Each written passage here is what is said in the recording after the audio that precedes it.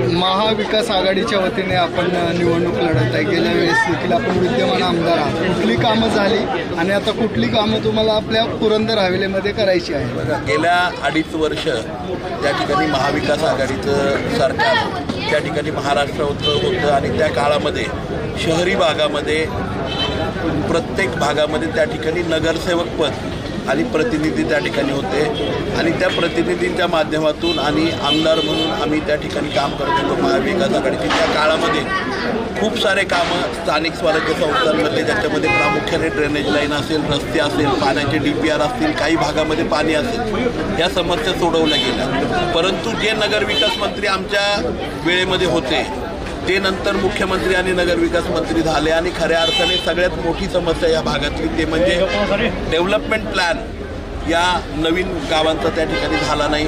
पिण्याच्या पाण्याच्या बाबतीमधली जी आकस्ता सरकारमध्ये आहे की त्यांना योजनेचं इम्प्लिमेंटेशनचं देणं घेणं नाही आहे, त्यांना टेंडर हवेत, त्यांना रस्त्यांचं देणं घेणं नाही आहे, रस्त्यांचे टेंडर कुणाला इंटरेस्टिंगली देता येतील।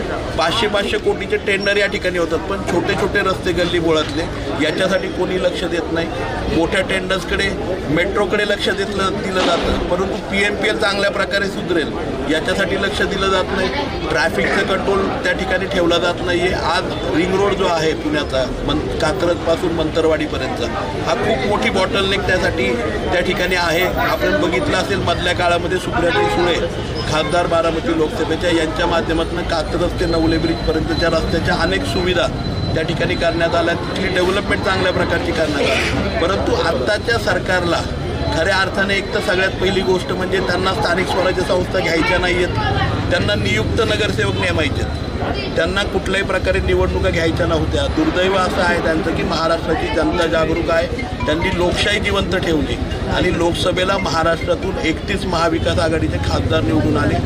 त्यामुळे केंद्र सरकारवरती अंकुश आला, नाहीतर आमची अवस्था अशी झाली असती की आज पुरंदर हवेली तालुक्यामध्ये सुद्धा कुणाला तरी नियुक्त आमदार म्हणून त्या ठिकाणी पत्र दिलं असतं, लोकांना मतदान घ्यायची गरज पडली नसती। आणि त्यामुळे उद्याच्या काळामध्ये आपल्याला स्थानिक स्वराज्य संस्थांना प्रत्येक ठिकाणी त्या ठिकाणी स्थानिक स्वराज्य संस्थांच्या माध्यमातून नगरपालिकामध्ये, महानगरपालिकांमध्ये नगरसेवक आले पाहिजेत, जिल्हा परिषद पंचायत समितीमध्ये सदस्य आले पाहिजेत आणि त्यांच्या माध्यमातून तळागाळापर्यंत सत्तेचं विकेंद्रीकरण होऊन काम झालं पाहिजे। ही भावना यशवंतरावजी चव्हाणांचा विचार या महाराष्ट्रामध्ये रुजवण्याचं काम शरदचंद्रजी पवार साहेबांनी केलं। काँग्रेसने त्याला त्या ठिकाणी पाठबळ दिलं आणि उद्धवजी ठाकरे साहेबांनी सक्षमपणे मुंबई महानगरपालिकेमध्ये हे दाखवून दिलं आणि म्हणूनसाठी या महाविकास आघाडीला सक्षमपणे माणसं त्या ठिकाणी आज म्हणतायत की मागच्या 10 वर्षामध्ये आणि ह्या मागच्या 5 वर्षामध्ये नगरविकास मंत्र्याने अक्षरशः महाराष्ट्रातल्या शहरीकरणाचं झोपडपट्टीकरण केलेलं आहे आणि त्याला संपूर्णपणे मुख्यमंत्री एकनाथराव शिंदेसाहेब जबाबदार आहेत। कारण खऱ्या अर्थाने सगळ्या नगरपालिका, सगळ्या महानगरपालिकांना कचरा डेपो करायचं काम त्यांनी केलं। खरंची लढत आपल्या विरोधकांची महायुती जी आहे त्याच्यामध्ये महायुती व मित्रपक्ष या दोन गोष्टीकडे आपण कसे पाहताय आणि याचा फायदा प्रत्यक्ष आपल्या लढतीला होईल? ते काय आहे त्याच्यापेक्षा जास्त आमची महाविकास आघाडी भक्कम आहे। शरदचंद्रजी पवार साहेब आमच्या पाठीशी सक्षमपणे उभे आहेत। सुप्रियाताईचं मार्गदर्शन, खासदार सुप्रियाताईचं मार्गदर्शन आम्हाला सगळ्यांना आहे आणि त्यामुळे बारामती लोकसभेमध्ये महाविकास आघाडी अतिशय भक्कमपणे आणि महाराष्ट्रामध्ये सक्षमपणे उभी आहे।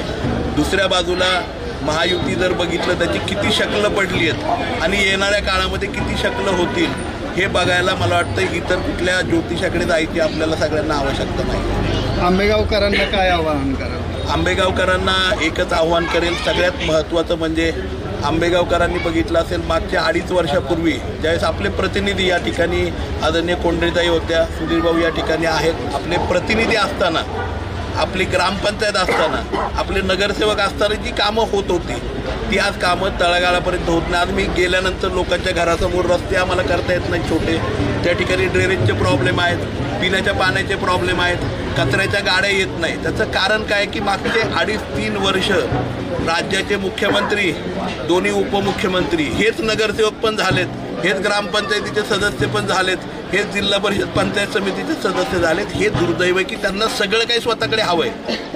आम्हाला महाविकास आघाडीला सगळ्याचं विकेंद्रीकरण करायचं आहे जेणेकरून प्रत्येकजण प्रत्येक भागामध्ये आपल्या भागामध्ये विकासाचं दार उघडं करेल. आणि मला आंबेगावकरांना एकच सांगायचं आहे, आपला जो भाग आहे हा पुणे शहरामध्ये आज समाविष्ट झालेला आहे. याला पुणे करण्याचं काम, आणि पुणे म्हणजे मी काय म्हणतोय, आत्ताचं ट्रॅफिक जॅमचं पुणे नाही, आत्ताचं पाणी नसणारं पुणे नाही, आत्ताचं अस्वच्छ पुणे नाही, एक चांगलं पुणे ज्याला इंटरनॅशनली ओळखलं जातं त्या पुण्याची ओळख आपला आंबेगाव परिसर असावा. अशा प्रकारचं माझ्या सर्व सहकाऱ्यांच्याबरोबर मला हा भाग करायचा आहे. आणि हे करण्यासाठी उद्याच्या 20 तारखेला आपण सगळ्यांनी माझ्या पाठीशी उभं राहा, ज्याप्रमाणे आपण सुप्रियाताई सुळेंच्या पाठीशी उभं राहिलं, एवढंच आंबेगावकरांना आव्हान करायचं.